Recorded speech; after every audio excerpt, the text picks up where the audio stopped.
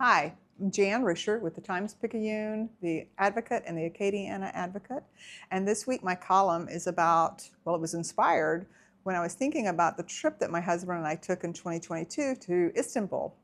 We went to the Grand Bazaar, and in the front of the Grand Bazaar there were all of these spice sellers and Turkish delight, and there were so many languages, but there were a lot of tourists, and I could really understand a lot of what was going on. It was just completely overwhelming. And so we kept walking back toward the back of the bazaar where there weren't any other tourists and just people who spoke a language that I didn't know at all.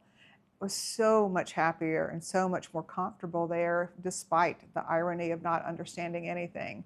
My brain works better when it can shut down and know that it can't understand all that other stuff that's going on in the periphery.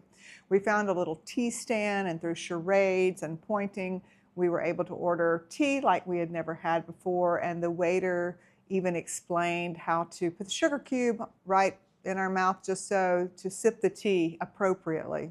It was fabulous. It reminded me of an old movie in a strange way. It was called Broadcast News, and there's this Holly Hunter character in the movie, and at one point her boss says to her, "It must be wonderful to always believe you know what's best." And young Holly Hunter says, "No, it's awful."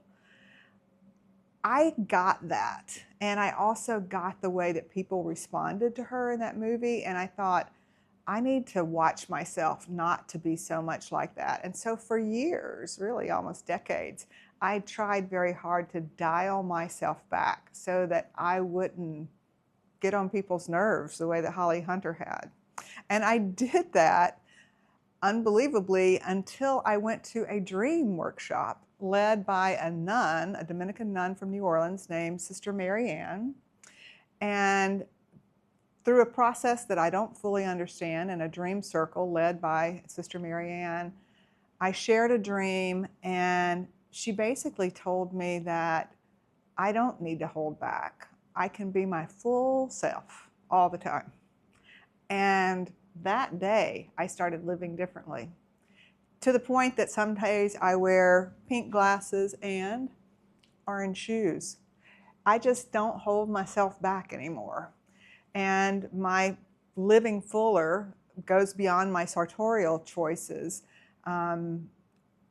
throughout so much of my life. Those two factors that I figured out about myself, of not understanding and being happy in the not understanding and living fuller on my own, are just examples of grace. And I'm so grateful for the many ways that we can learn about ourselves. And I hope you're able to find that same kind of grace.